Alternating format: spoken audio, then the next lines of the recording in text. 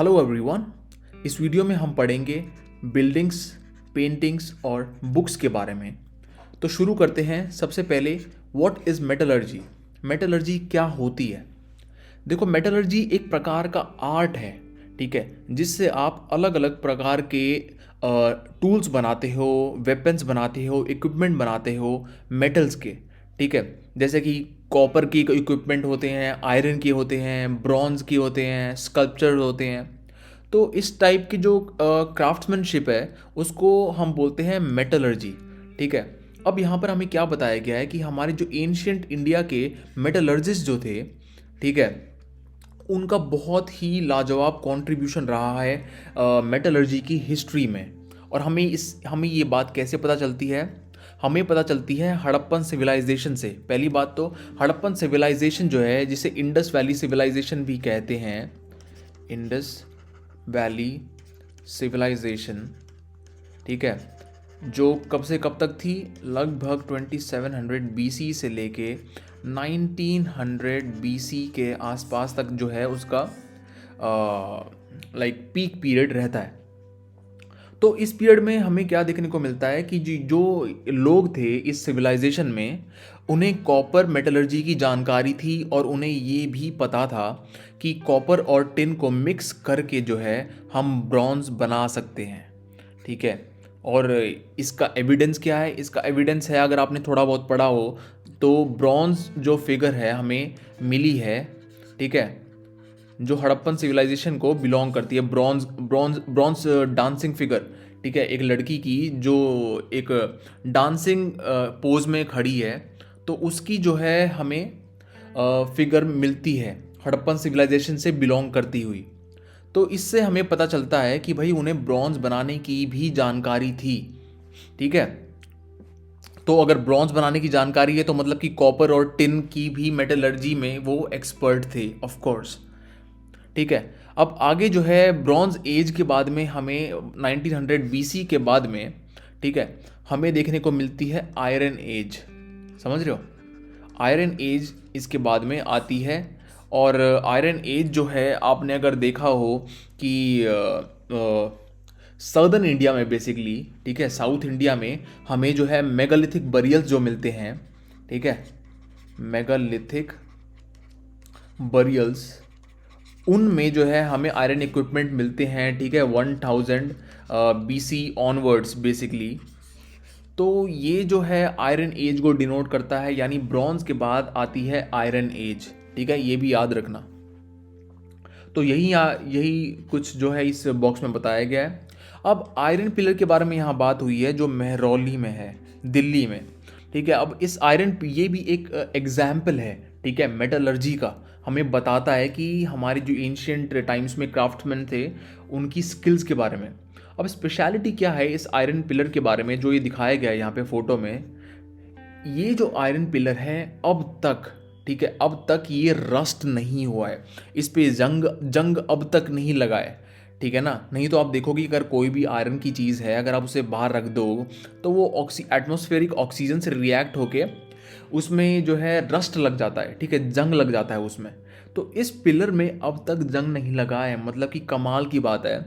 और ये जो है लगभग 500 एडी के आसपास, यानी 1500 साल पहले जो है बना है। और हमें ये कैसे पता है? ये हमें इसलिए पता है कि इस पे जो है एक इंस्क्रिप्शन है, ठीक है, जिसमें ये मेंशन किया गया है, एक रूलर होते थे जिनका नाम था चंद्र। और इससे हमें आइडिया लगता है कि जो चंद्र नाम के जिनके रूलर के बारे में जो डिस्कस किया गया है इस इंस्क्रिप्शन में, इस आयरन पिलर के ऊपर, तो वो गुप्ता डायनेस्टी को ही मोस्टली बिलोंग करते होंगे। तो गुप्ता डायनेस्टी जो थी वो 400 एडी के आसपास आई थी, ठीक है ना। गुप्ता डायनेस्टी जो है वो 400 एडी के आसपास आती है, समझ रहे हो? तो मतलब कि चंद्र जो है मोस्ट प्रोबेबली है इस गुप्ता डायनेस्टी को ही बिलोंग करते थे, ठीक है। वो तो हमें पता है कि गुप्ता डायनेस्टी को ही बिलोंग करते थे, लेकिन जब ये मेंशन कर रखा है इस पिलर के ऊपर तो हमें ये पता चलता है कि हाँ भाई, ये पिलर जो है फिर गुप्ता टाइम्स में ही बना होगा, ठीक है ना। चंद्र नाम का मेंशन किया गया है इस पिलर के ऊपर। अब आगे पढ़ते हैं बिल्डिंग्स, ठीक है, buildings in bricks and stones. अब ये एक और एग्जाम्पल है हमारे जो क्राफ्ट पर्सन थे उनके स्किल्स को दर्शाने के लिए। अब बिल्डिंग्स जो थी वो अलग अलग प्रकार की होती थी। देखो, टेम्पल्स भी होते थे, ठीक है ना, टेम्पल्स भी होते थे, स्तूपास भी होते थे, ठीक है। तो जो स्तूपा थे, बेसिकली सबसे पहले स्टार्ट करते हैं स्तूपा के बारे में, ठीक है। स्तूपा का मतलब क्या होता है? स्तूपा का मतलब होता है माउंड, समझ रहे हो? ऐसा एक स्ट्रक्चर होता है, ठीक है, एक डोम टाइप स्ट्रक्चर होता है जिसके चारों तरफ जो है एक रेलिंग रेलिंग बना रखी होती है। फॉरगिव मी, मेरी जो ड्राइंग है वो कुछ ज़्यादा अच्छी नहीं है, लेकिन मैं बस ट्राई कर रहा हूँ आपको समझाने का कि ऐसे डोम टाइप स्ट्रक्चर है, ठीक है ना। इसके चारों तरफ एक रेलिंग है, एक, ठीक है, एक सर्कल सा बना रखा है, ठीक है। तो उस रेलिंग के ऊपर जो है डिज़ाइन वगैरह करे होते हैं और काफ़ी अलग अलग प्रकार के पिक्चर बना रखी होती हैं, स्कल्पचर्स होते हैं, ठीक है, इस रेलिंग के ऊपर।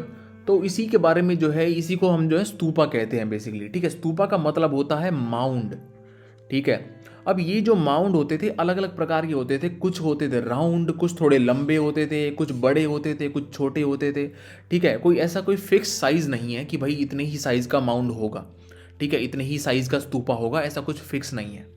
लेकिन इन सब में एक चीज़ जो है वो कॉमन होती थी।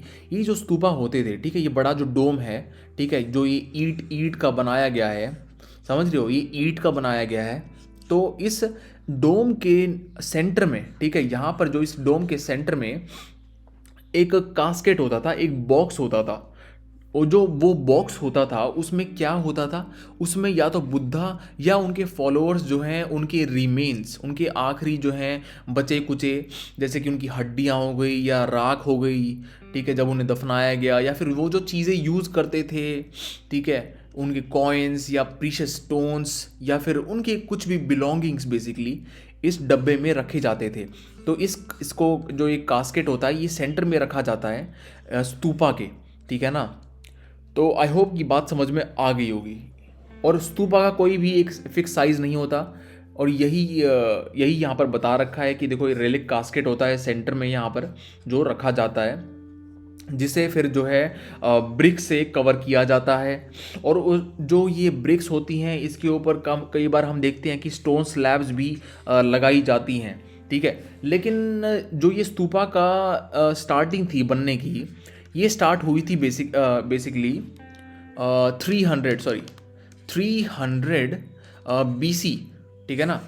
300 BC के आसपास जो अशोका का टाइम था, ठीक है, अशोका के टाइम पे जो है हमें स्तूपा बनने की शुरुआत दिखाई देती है। लेकिन एक बात है कि स्तूपा जो है वो सेंचुरीज, ओवर द सेंचुरीज बनते रहते हैं, ठीक है ना। कि मतलब कुछ एडिशन अशोका ने करा होगा, कुछ फिर उसके जो सक्सेसर हैं या फिर जो आने वाले आगे रूलर्स हैं, ठीक है, ओवर द सेंचुरीज जो है इसमें एडिशन होता रहता है, मॉडिफिकेशन करते रहते हैं अपने रूलर्स जो हैं।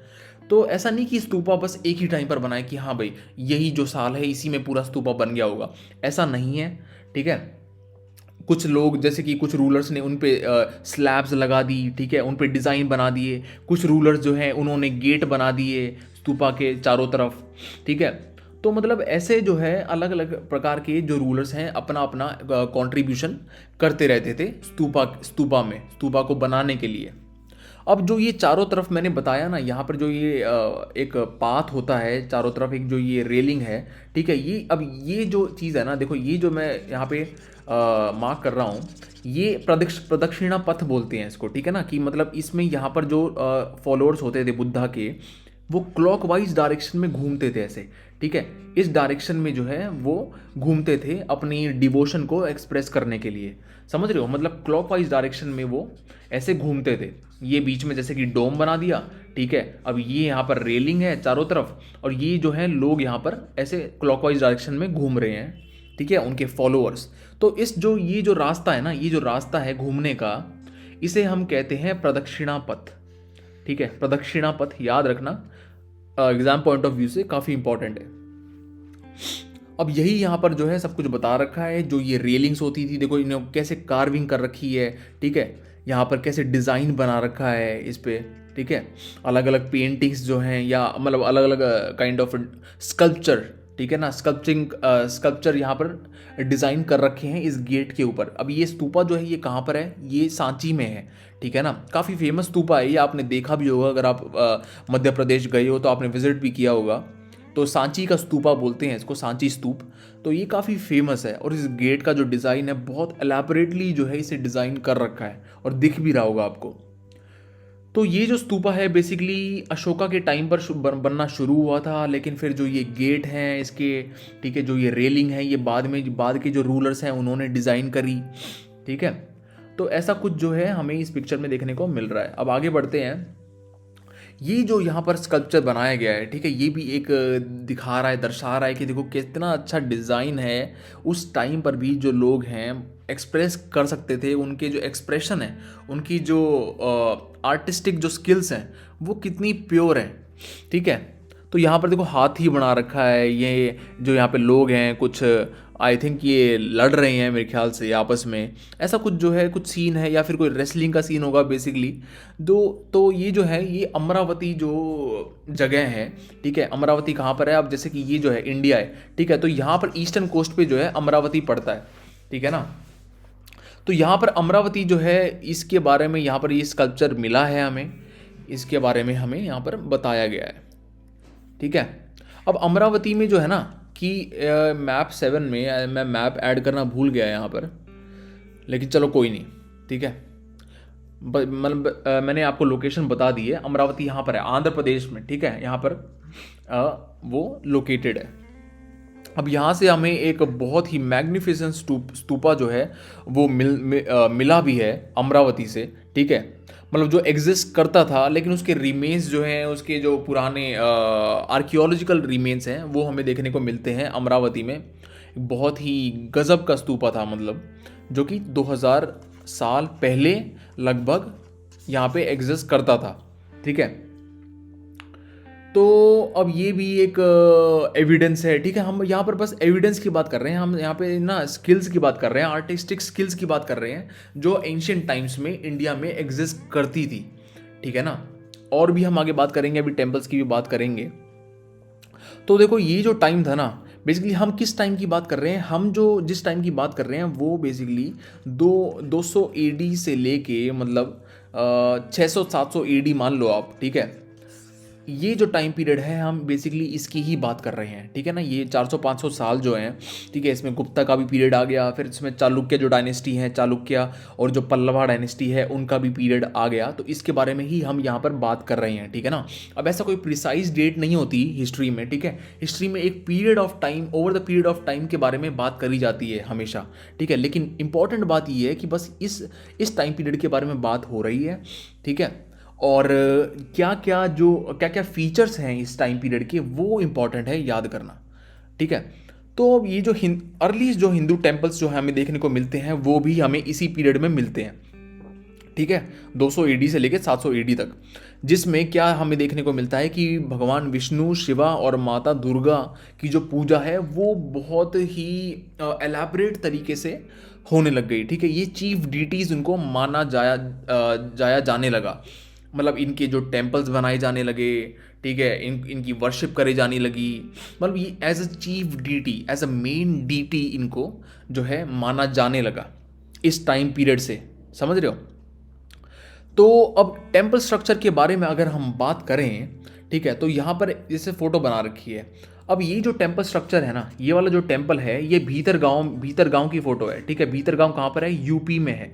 अब ये जो टेम्पल है बेसिकली ये 500 AD के आसपास जो है हमें बना था, मतलब one of the earliest temple है ये, ठीक है ना। बात याद रखना, भीतर गांव में जो टेम्पल है उत्तर प्रदेश में, तो ये जो टेम्पल है one of the earliest temple हमें देखने को मिलता है, ठीक है।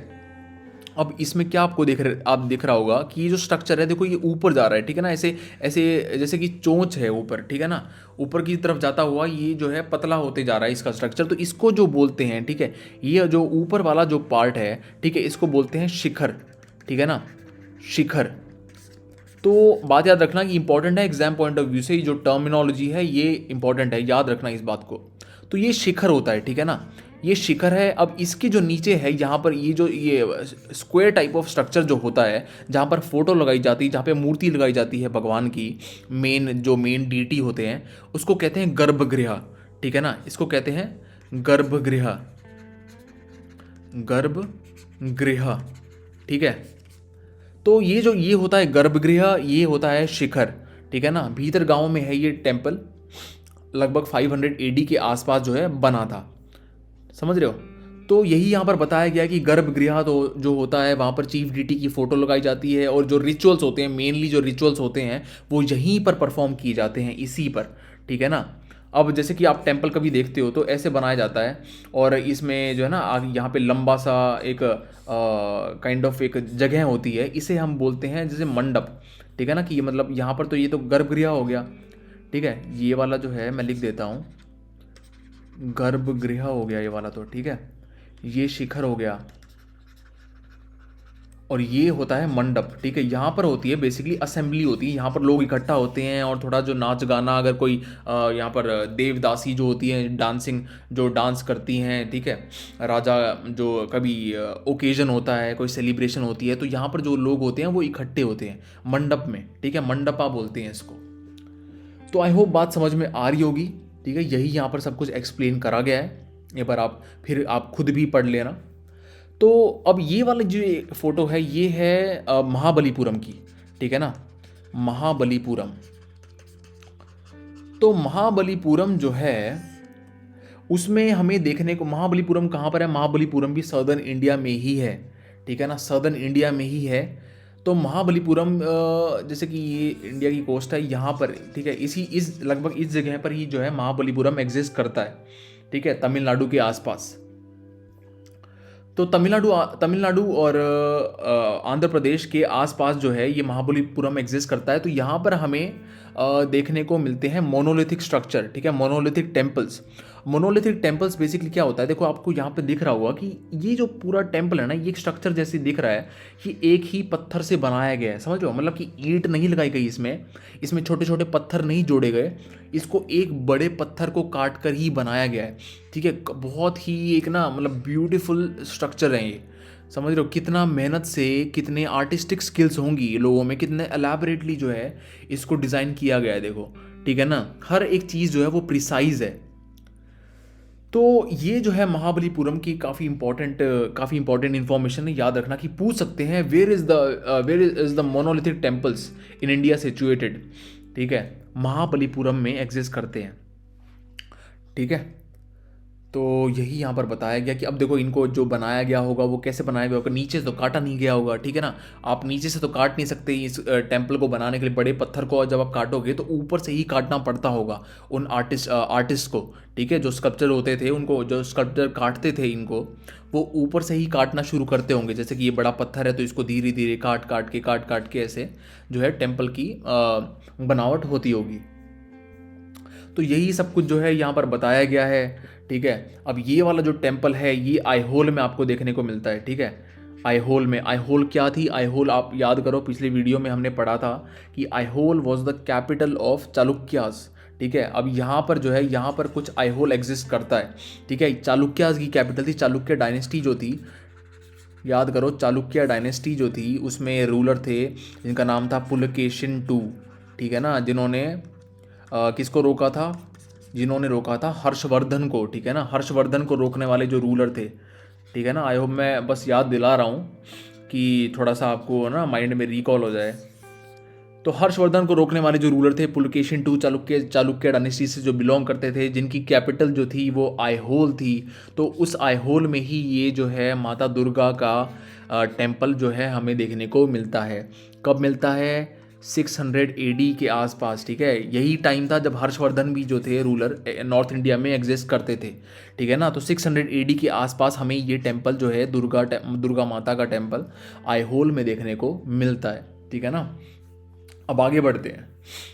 अब स्तूपास के बारे में जो है यहाँ पर बताया गया है कि जो स्तूपास और जो टेम्पल थे, इन्हें बनाया कौन बनाता था इन्हें बेसिकली? ठीक है, इनके जो क्या कैसे बनाया जाता था इनको, कौन पैसा कौन देता था इन चीज़ों के लिए, तो इस बारे में यहाँ पर बताया गया है। बेसिकली जो ये स्ट्रक्चर्स होते थे ये राजा और रानी ही बनाते थे, लेकिन सिर्फ राजा और रानी ही नहीं बनाते थे इनको, ठीक है। राजा रानी तो बनाते ही थे, लेकिन कई बार जो है कुछ लोग होते थे, कुछ एसोसिएशंस होती थी, जैसे कि मर्चेंट की एसोसिएशन हो गई, ठीक है, या फिर कोई गार्लैंड मेकर हैं या परफ्यूम मेकर हैं, ठीक है, तो वो भी जो है अपनी कंट्रीब्यूशन देते थे, पैसे देते थे, डोनेशन देते थे, ठीक है, इन टेम्पल्स को, इन स्ट्रक्चर्स को। जैसे कि ये जो स्ट्रक्चर है, ठीक है, अब ये जो स्ट्रक्चर है ये जैना मोनेस्ट्री है एक, ठीक है ना, जैन मोनेस्ट्री है। कहाँ पे है ये? उड़ीसा में है।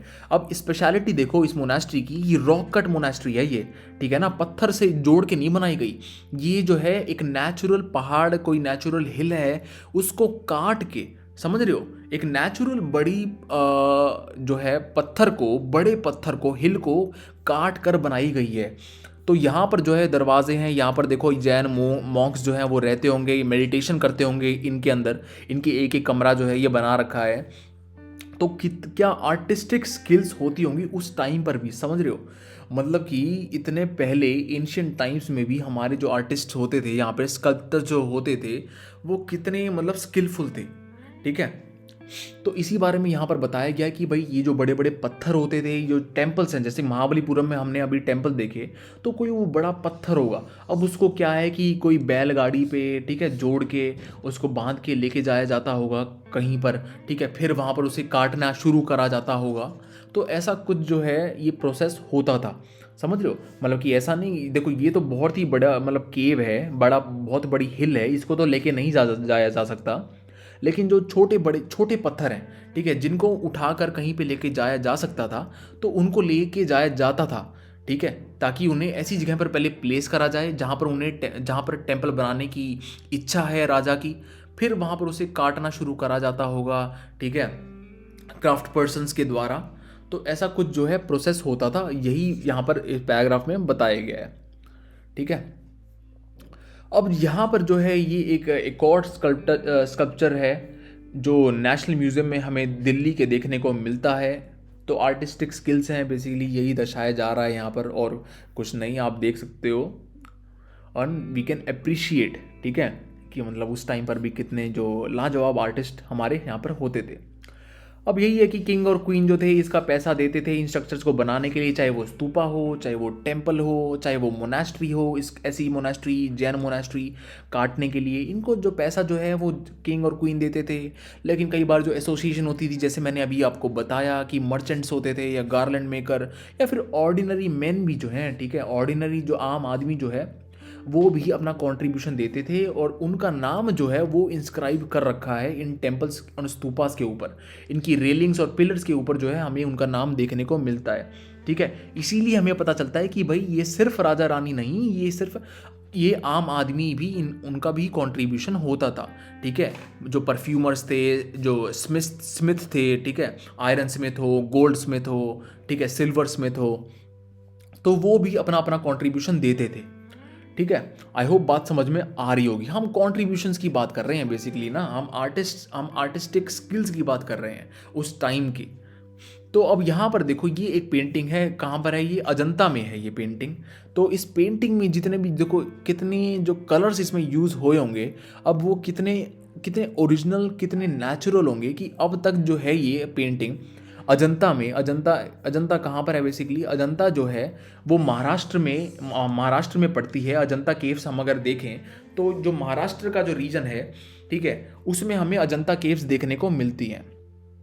तो इन अजंता केव्स जो हैं इनमें हमें बुद्धिस्ट मोनास्ट्रीज भी मिलती हैं हमें, और धर्म की भी मिलती हैं, और धर्म की भी मोनास्ट्रीज मिलती हैं, लेकिन जो है basically most of the monasteries जो हैं वो बुद्धिस्ट मॉन्क्स की हैं अजंता केव्स में, ठीक है। तो अजंता केव्स की स्पेशलिटी क्या है कि यहाँ पर हमें काफ़ी सारी पेंटिंग्स मिलती हैं, ठीक है, काफ़ी सारे स्कल्पचर्स मिलते हैं बुद्धा के, ठीक है, उनकी पेंटिंग या फिर उनके फॉलोअर्स की पेंटिंग। तो यहाँ ये जो पेंटिंग्स हैं बेसिकली ये कैसे बनाई गई होंगी, आप सोच सकते हो कि जो ये पेंटिंग्स हैं, लगभग जो केव्स हैं बेसिकली ये 500 AD के आसपास इनकी बनने की शुरुआत हुई थी, ठीक है। 500 AD के आसपास का टाइम कौन सा था? गुप्ताज का टाइम था, ठीक है। अब तक तो याद हो गया होगा, मैं बार बार याद दिला रहा हूँ। गुप्तास का टाइम था, ठीक है, 480 से शुरुआत हुई थी। तो गुप्तास के टाइम पे ही जो है अजंता, मोस्ट ऑफ द जो केव्स हैं वो अजंता की बनी थी। ये बात याद याद रखना, ठीक है ना। मोस्ट ऑफ द केव जो अजंता की जो थी वो गुप्तास के टाइम पर बननी शुरू हुई थी और बनी थी। तो इन केव्स में जो है कैसे इन पेंटिंग्स को बनाया जाता होगा, समझ रहे हो, आग से ये बनाया जाता होगा, क्योंकि देखो उस टाइम पे लैम्प मतलब टॉर्च तो थी नहीं, इलेक्ट्रिसिटी तो थी नहीं, समझ रहे हो। तो अंधेरे में कैसे बनाया गया है इन पेंटिंग्स को, और कौन कौन से जो प्लांट्स हैं उनका यूज़ किया गया है इन कलर्स को बनाने के लिए, कि अब तक भी ये जो कलर्स हैं वैसे के वैसे ही हैं इन केव्स में। आप जाकर देख भी सकते हो, और जो लोग गए हैं यहाँ पर उनको पता होगा, वो समझ रहे होंगे मेरी बात। तो देखो ये भी एक जो है पेंटिंग है वहीं की, अजंता की। तो कितनी नेचुरल लग रही है, मतलब ठीक है ना, देखने में कितनी नेचुरल लग रही है, मतलब लाजवाब है उस टाइम का जो स्किल्स हैं हमारे आर्टिस्ट की। अब बात करते हैं बुक्स के बारे में, इस टाइम के बुक्स के बारे में। क्या इस टाइम पर बुक्स भी लिखी गई थी? हाँ, बहुत सारी यहाँ इस टाइम पर बुक्स भी लिखी गई थी, एपिक्स लिखी गई थी बेसिकली। एपिक्स हम उन कंपोजिशंस को बोलते हैं जो काफ़ी लंबी होती हैं, जिनमें हीरोइक मेन और विमेन के बारे में डिस्कशन होता है, लेजेंड्स के बारे में डिस्कशन होता है, ठीक है, या फिर भगवान के बारे में कहानियाँ भी होती हैं, ठीक है।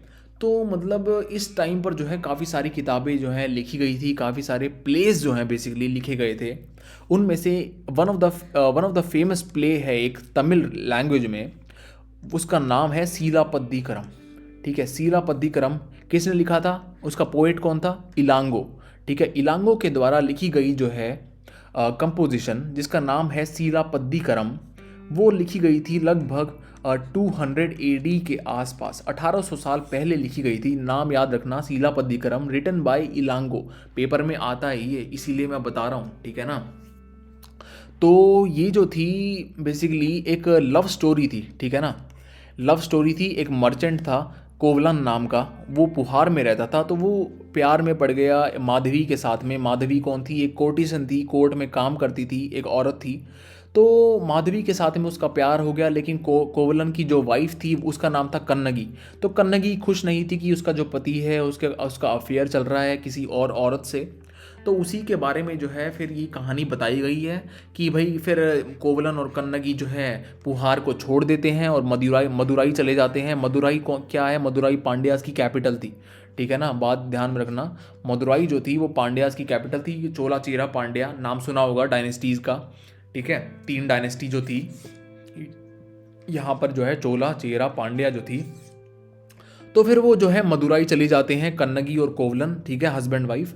और फिर जो है वहाँ पर जाके एक दिक्कत में पड़ जाता है कोवलन कि वहाँ के जो कोर्ट का ज्वेलर होता है, ठीक है, मदुराई की कोर्ट का जो ज्वेलर होता है वो कहता है कि कोवलन ने चोरी करी है, और इसीलिए फिर राजा जो है कोवलन को ना डेथ सेंटेंस दे देता है। और इसीलिए फिर कन्नगी जो है वो बहुत उदास हो जाती है, बहुत मतलब सैड हो जाती है, रोती है और गुस्सा भी होती है कि इतना इनजस्टिस कैसे हो सकता है इस शहर में, ठीक है, स्ट्रेंजर्स के साथ में कोई जस्टिस ही नहीं है।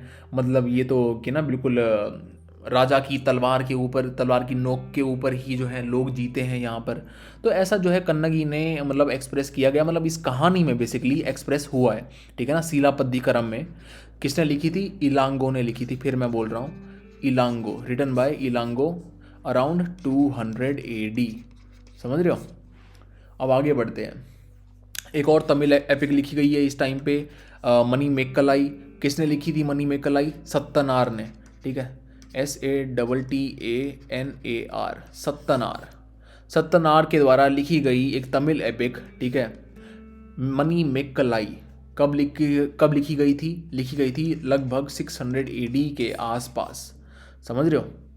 तो ये जो है ये क्या है, ये बेसिकली कोवलन और माधवी जो जिनका अफेयर हो गया था, अभी अभी हमने देखा कि सीलापद्दीकरम में इनका जो अफेयर चल रहा था। तो इनकी जो बेटी हुई, ठीक है ना, इनकी जो बेटी हुई उसके बारे में जो है ये स्टोरी बताई गई है बेसिकली, ठीक है, मनी मेक्कलाई। तो ये जो है काफ़ी फेमस कंपोजिशंस थी बेसिकली तमिल लैंग्वेज में, ठीक है। लेकिन हमें ये कि ये जो कहानियाँ हैं काफ़ी सालों तक जो हैं, काफ़ी सदियों तक बेसिकली गायब रही, और हमें लगभग 100 साल के आसपास पहले ही, 100 साल पहले ही हमें इनकी मैन्युस्क्रिप्ट्स मिली हैं। तो ये चीज़ें यहाँ पे बताई गई हैं। अब एक और जो है पोएट जिनका नाम कालिदास था, इनके बारे में आपको पता होगा। गुप्तास के टाइम पर ये जो है हमें देखने को मिलते हैं। गुप्तास के टाइम पर गुप्तास की कोर्ट में ही ये आते हैं। तो इनकी जो प्लेस होते थे, जो बेसिकली कोर्ट के बारे में दर्शाया जाता था कि कोर्ट में क्या सीन चल रहा है। Basically most of the place इनके ऐसे ही हैं। तो ये जो है संस्कृत में लिखा करते थे अपने प्लेस को। तो इनके भी काफ़ी अच्छे प्लेस हैं, ठीक है ना। इनके जो इन्होंने लिखे हैं, इनके भी कंपोजिशन जो है वो काफ़ी मतलब एक ना बेंचमार्क सेट करती हैं एंशियंट हिस्ट्री में। तो यहाँ पर एक ऐसा ही कुछ एक प्ले है इनका, मेघदत्त नाम का। तो वो भी एक लव स्टोरी है जिसमें दो जो लवर्स हैं वो बिछड़ गए हैं, वो दूर हैं, और एक बादल है, ठीक है। तो वो बादल जो है एक मैसेंजर का काम करता है। वो उनका जो प्यार का मैसेज है वो एक लवर से दूसरे लवर की तरह तक लेके जाता है। तो मतलब ऐसा ही कुछ जो है इस प्ले में दर्शाया गया है। You can have a look at it. Exam point of view से कुछ इतना ज़्यादा इंपॉर्टेंट नहीं है, ठीक है। बस नाम याद रखना, मेघदत्त was written by whom, Kalidas, ठीक है ना। ये इंपॉर्टेंट है, मेघदत्त वॉज रिटन बाय कालिदास। अब ये जो टाइम था ना, ये वाला 200 से लेके 700 एडी, 200 एडी से लेके 700 एडी तक का, इस टाइम पर देखो हमने बुक्स के बारे में बात कर ली, कंपोजिशंस के बारे में बात कर ली, ठीक है ना। कि तमिल एपिक हो गई, कालिदास की रिटन, कालिदास ने प्ले लिखा था उसके बारे में देख लिया। अब इस टाइम पर जो है हिंदू धर्म में जो पुराण भी जो होती हैं, ठीक है, उनको भी लिखा गया। पुराण यानी मतलब पुराण मतलब कि ओल्ड, ठीक है ना। पुराना हम बोलते हैं पुरानी चीज़ कोई, तो ओल्ड मतलब पुराना का मतलब होता है ओल्ड। तो यानी पुरानी जो स्टोरीज होती थी हिंदू धर्म की, जो काफ़ी सालों पहले से चलती आ रही थी, मतलब 1000 BC के आसपास, ठीक है, 1000 BC या उसके बाद में चलती आ रही थी, उन स्टोरीज़ को इस टाइम पर लिखा गया, ठीक है। उनको कहते हैं पुराणास, समझ रहे हो, पुराणास।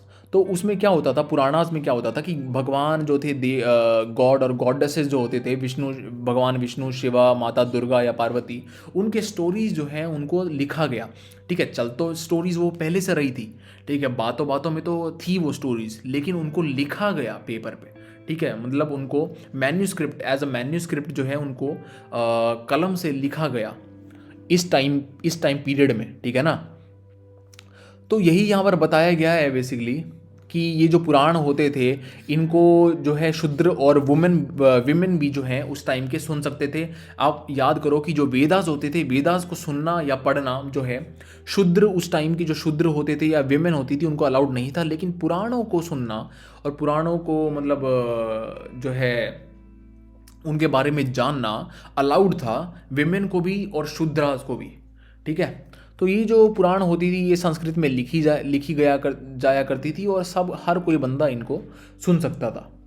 अब ऐसे ही जो है दो संस्कृत एपिक हैं, ठीक है, एक तो है महाभारत, एक है रामायण। दोनों ही इसी टाइम पर लिखी गई हैं, लेकिन ये स्टोरी एज अ स्टोरी जो है वो काफ़ी पहले से चर्चा में थी, लेकिन लिखा गया इनको इसी टाइम पर। अब महाभारत आपको पता होगा, आई होप सबको पता हो कि ये कौरवों और पांडवों के बीच में जो है लड़ाई थी। एक जो ये कजन्स थे, ठीक है, राजगद्दी के लिए, हस्तिनापुर की राजगद्दी के लिए इनके बीच में लड़ाई हुई, ठीक है, जिसमें कौरवों की जो है वो डिफीट हुई, ठीक है, पांडव उसमें जीत गए। तो ये जो है एक स्टोरी है, ये इसको भी लिखा गया एक संस्कृत एपिक है ये।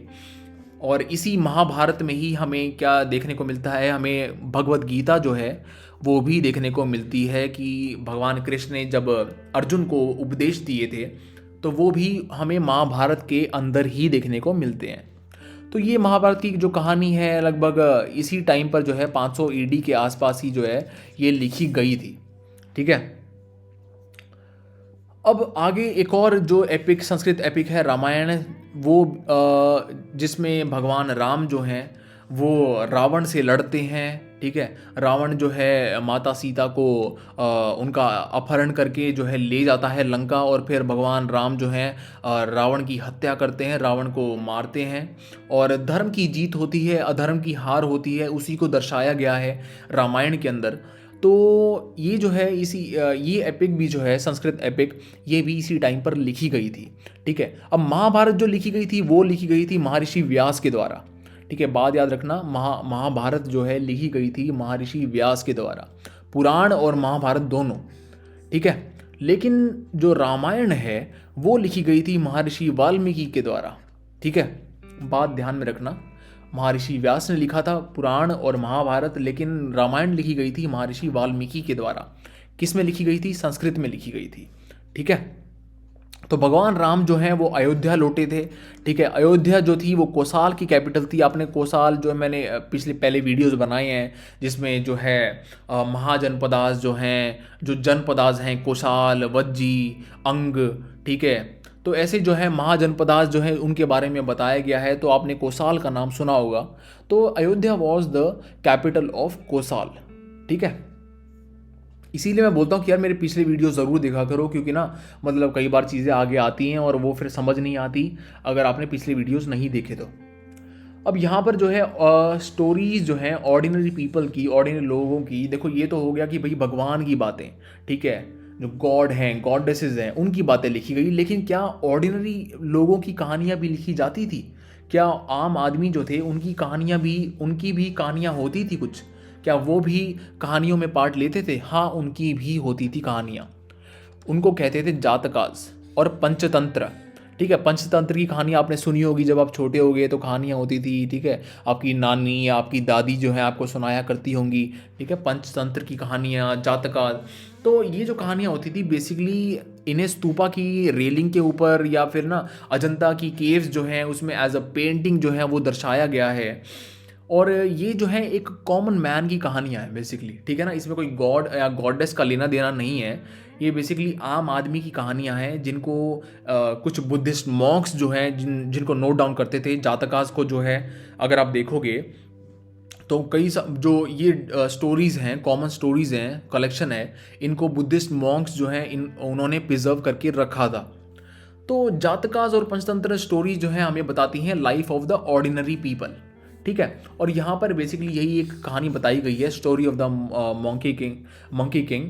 तो इसमें आप you can have a look at it, लेकिन एग्जाम पॉइंट ऑफ व्यू से कुछ ज़्यादा इंपॉर्टेंट नहीं है, लेकिन फिर भी आप इसको यहाँ पर पढ़ सकते हो। ठीक है ना, ये स्कल्पचर बना गया है इसमें कि जो काफ़ी सारे यहाँ पर ये बंदर हैं। ये एक राजा जो है उसको आम पसंद आया था, तो वो उसने बोला उसने अपने ना सिक्योरिटी गार्ड्स को बोला कि भाई ये आम जो है कहाँ से टूट कर आ रहे हैं। तो फिर ऐसे जो है वो पहुंचा, और ये स्टोरी है, मतलब आप पढ़ सकते हो इसको। ठीक है, not so important from exam point of view. ठीक है, तो ये जो स्कल्पचर है ये कहाँ पर पाया गया है? बेसिकली ये जो मंकी किंग वाला जो स्टोरी है ये पाई गई है भारूत में। ठीक है, भारूत में ये स्तूपा है, उस स्तूपा की रेलिंग के ऊपर होगा ये स्कल्पचर। तो वहाँ से ये लिया गया है। भारूत कहाँ पर है? सेंट्रल इंडिया में है। ठीक है, अब आगे बढ़ते हैं, साइंस के बारे में थोड़ा सा बात करते हैं। इस पीरियड में साइंस में क्या हुआ था? साइंस में देखो, एक हमारे जो एस्ट्रोनॉमर थे, एक मैथमेटिशियन थे जिनका नाम था आर्यभट्ट। सब ने सुना होगा इनका नाम। तो इन्होंने जो है डिस्कवरी की थी ज़ीरो की। ठीक है, ज़ीरो डिस्कवर हुआ था भारत में, जिसके बारे में यहाँ पर बताया भी गया है कि जो ज़ीरो जब हमने डिस्कवर किया था तो वो जो है फिर अरब लोगों ने, और फिर उसके बाद में उसकी जो वो स्प्रेड हुआ यूरोप में भी। लेकिन उसकी डिस्कवरी जो थी, ठीक है, उसको डिस्कवर जो किया गया था वो किया गया था इंडिया में। ठीक है, भारत में। ठीक है, किसके द्वारा? आर्यभट्ट के द्वारा। Who was Aryabhatta? He was a mathematician, an Indian mathematician and an astronomer. ठीक है, उन्होंने एक और किताब लिखी थी, संस्कृत में लिखी थी, आर्यभट्टियम। ठीक है, आर्यभट्टियम किसने लिखी थी? आर्यभट्ट ने लिखी थी संस्कृत में। बात याद रखना, क्वेश्चन आ सकता है, लेकिन काफ़ी आसान क्वेश्चन है, कोई इसमें दिमाग लगाने की ज़रूरत नहीं है। तो आर्यभट्ट जो थे उन्होंने ये बताया था कि जो रोटेशन होती है ना, as he was an astronomer, तो ऑफकोर्स ये बात उन्होंने बताई होगी कि जो अर्थ की रोटेशन है, ठीक है, वो उसकी रोटेशन की ही वजह से जो है हमें रात दिन देखने को मिलते हैं। ठीक है, धरती पर, ना कि सूरज के घूमने से। ठीक है, मतलब कि सूरज तो स्थित है एक जगह पर, लेकिन जो धरती है वो घूमती है अपनी एक्सिस के ऊपर।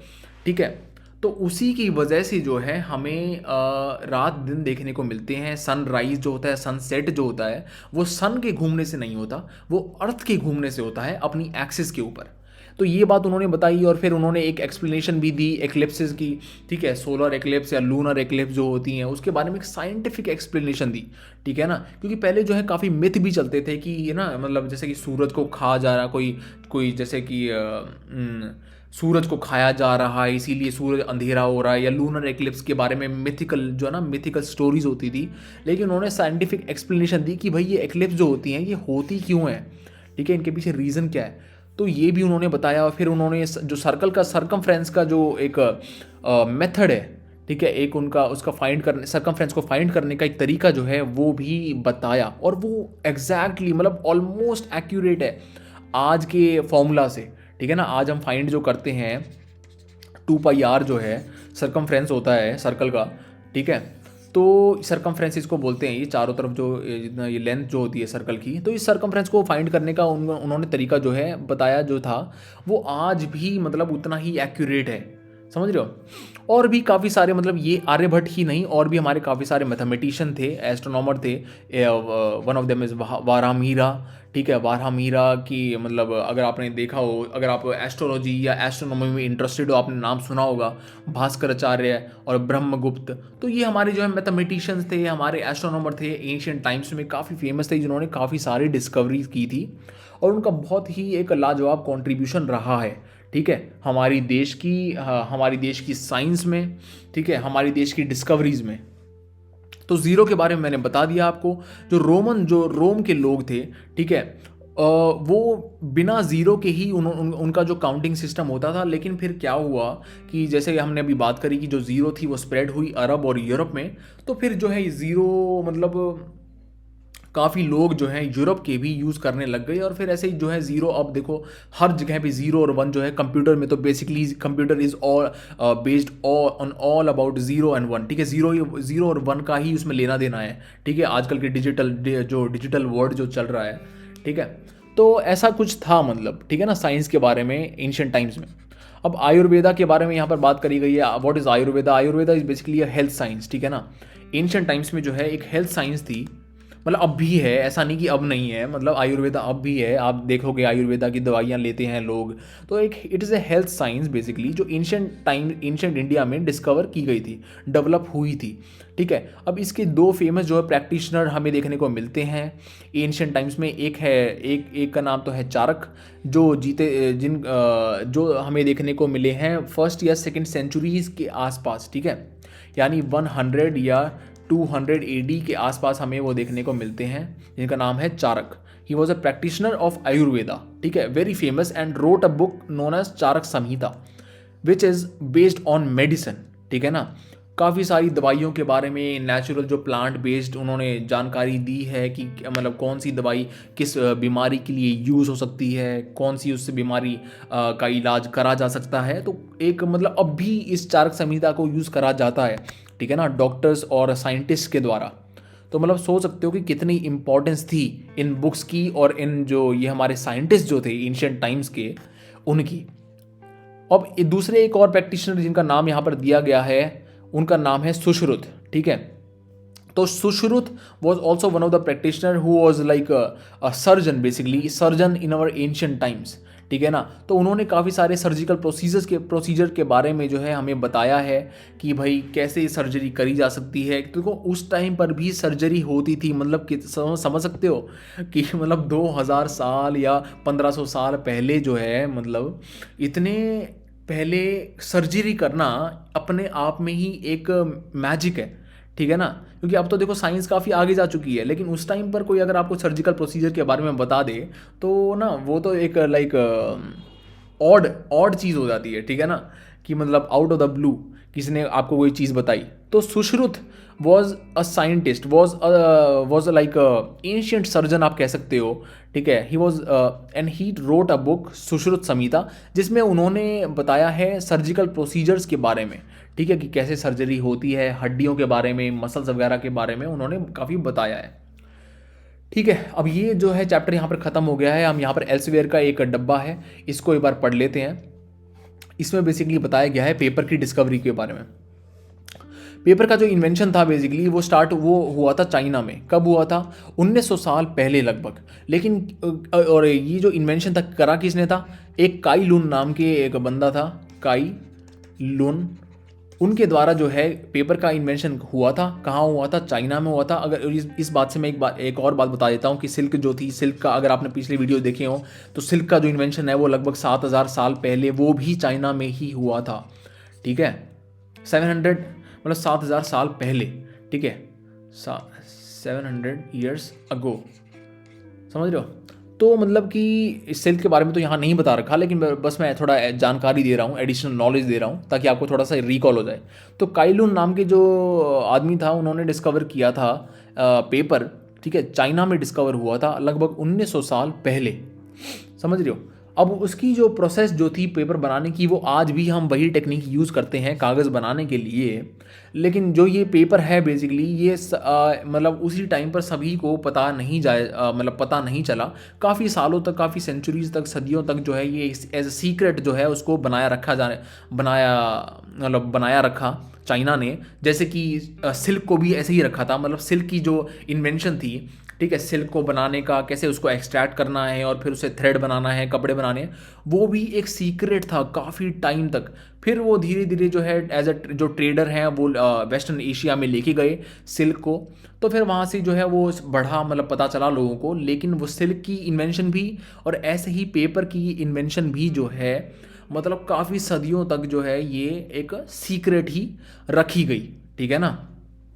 तो आई होप बात समझ में आ गई होगी। फिर जो पेपर का ये इन्वेंशन है फिर थोड़ा मतलब स्प्रेड हुआ। ठीक है, बगदाद में, वेस्टर्न एशिया में जो है लगभग 200 AD के आसपास जो है हमें बगदाद में इसकी नॉलेज आई, लोगों को पता चला। ठीक है, फिर वहाँ से यूरोप, अफ्रीका में ये स्प्रेड हुआ और कोरिया वगैरह में, कोरिया फिर जापान में जो है ये लगभग 600 AD के आसपास इसकी इन्फॉर्मेशन पता चली। मतलब कहने का मतलब ये है बेसिकली कि चाइना में सबसे पहले चाइना में इसका इन्वेंशन हुआ था। फिर जो है वो धीरे धीरे दुनिया में बढ़ा। ठीक है ना? किसका इन्वेंशन? पेपर का इन्वेंशन। ठीक है ना? कागज़ के इन्वेंशन की बात कर रहे हैं हम। ठीक है, अब यहाँ पर पूछा गया है कि जो मैन्युस्क्रिप्ट होती थी अर्ली इंडिया में वो किसकी बनी होती थी? अगर आपने मेरे पहले वीडियोस देखे हैं, ठीक है, तो बर्च बार्क का आपने नाम सुना होगा, बर्च बार्क। ठीक है ना? बर्च बार्क की जो है मैन्युस्क्रिप्ट होती थी जो एंशिएंट टाइम्स में यूज़ करते थे जब पेपर का इन्वेंशन नहीं हुआ था। ठीक है ना? बर्च बार्क और पाम लीफ। ठीक है, बर्च बार्क और पाम लीफ। आई होप याद होगा, आपने मेरे पहले वीडियोस देखे होंगे। मैं हर बार कहता हूँ कि पहले जो शुरू वाली वीडियोस देखो फिर आगे आओ।